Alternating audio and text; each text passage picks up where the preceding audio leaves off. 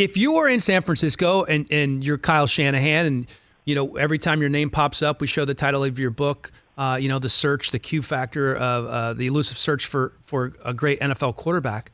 Mac Jones is kind of the safe pick and the way that they're leaning right now. Or do you go after a guy like Trey Lance who has unbelievable upside when you have, a veteran quarterback there in Jimmy G who could kind of shepherd him through that process? What do you do if you're San Francisco? It's going to be interesting. I know his dad, Mike Shanahan, a longtime coach in the league, sure, and outstanding with quarterbacks, and is working with them as well. I don't know. Mac Jones concerns me. The number 3 pick, you don't take a guy that can work the system. A system quarterback.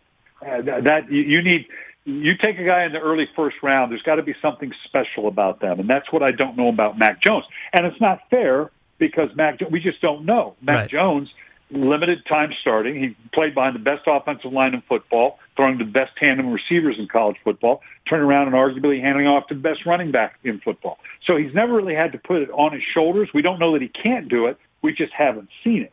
So that's the concern I would have for a Mac Jones. Trey Lance, you're right. He may have the biggest upside, but he's got the farthest way to go as well.